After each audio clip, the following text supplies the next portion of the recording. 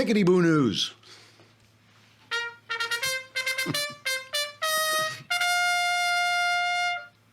I love this. I love this.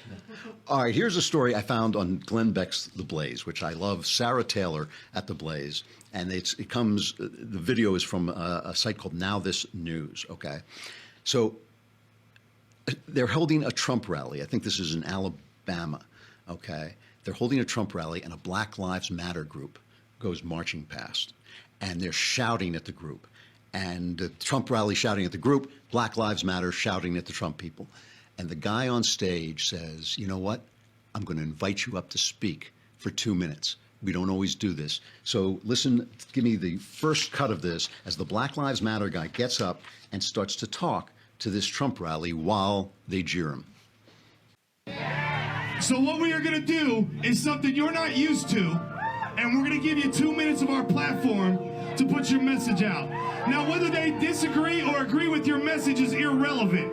It's the fact that you have the right to have the message. I am an American. And the beauty of America is that when you see something broke in your country, you can mobilize to fix it. So you ask why there's a Black Lives Matter? Because you can watch a black man die and be choked to death on television and nothing happened. We need to address that. You need to fix it. We are not anti-cop.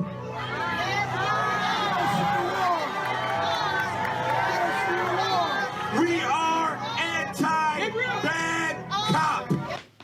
I love this. So they're jeering him. They're saying, what about black on black crime? They boo him when they don't like him, but they cheer him when he says good things about America, and they have a little common ground there. And they start to come around as this guy starts to feel his way and say better things about America. And afterwards, this guy's name, the BLM guy's named Hank Newsom. He's BLM New York. And so listen to the crowd come around, and afterwards they talk to Newsom a little bit. If we really want to make America great, we do it together.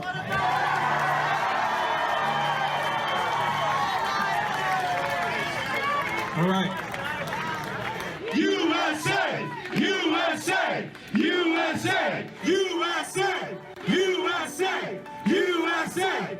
It kind of restored my faith in some of those people because when I spoke truths, they agreed. I feel like we made progress. I feel like two sides that never listened to each other actually made progress today. Amazing. Okay. When you see, and here's the thing. I'm not a fan of Black Lives Matter, especially the way I felt that Obama kind of ginned up these stories and the way the media,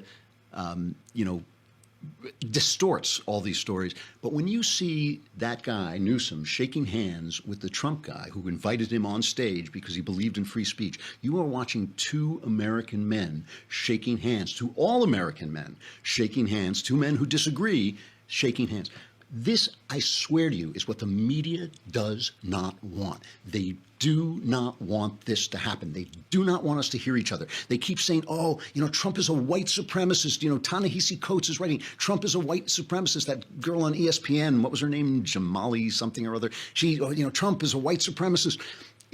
Jason Riley writes about this in the Wall Street Journal today. He writes, according to Gallup, Mr. Obama's approval rating was 57% on Election Day last year. It was 59% 10 weeks later when he turned the White House keys over to his successor. A Wall Street Journal NBC News poll released last week found that 51% of the country still had a positive view of the nation's twice-elected first black president, a finding that doesn't square with Ta-Nehisi Coates' view that anti-black bias is ascendant. It's true that white turnout increased for Mr. Trump, but it's also true that the president won a smaller percentage of the white vote than Mitt Romney and a larger percentage of the black and Hispanic vote than Mitt Romney. So the plausible explanation is that working class people who voted for Obama also voted for Trump. That it's not that they're white supremacists. They liked Obama, but now they felt the best way forward was Trump. The media, let me put it to you this way, just so you know I'm not being conspiratorial about it.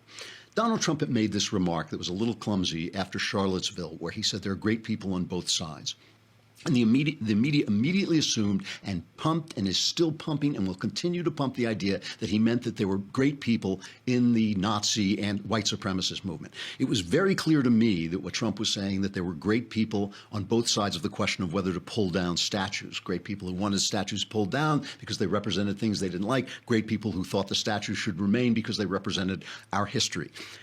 If the media wanted to clear this up, they would say, Mr. President, when you said there are great people on both sides, which two sides did you mean? Has anyone ever asked him that question? If they have, I haven't seen it. They don't want to clear it up. They don't want to clear it up because they know the minute we start talking to each other, they are out of gas and out of town. They know it. These two guys shaking hands. And why is this tape on The Blaze, a conservative site, Glenn Beck's excellent conservative site, why is it there and not being shown on every network show, news show there is? ABC, CBS, NBC, you think they're going to show it? I don't think so. I don't think they are, because they do not want this story out. The story is this: we are not a racist country anymore. We are not enemies. We are friends. We can find a way forward. There's going to be compromise on both sides, but we can find a way forward. We can talk to each other. The media and the left are in the way. They are in the minority and they're in the way. I'm Andrew Klavan. This is The Andrew Klavan Show. We'll see you again tomorrow.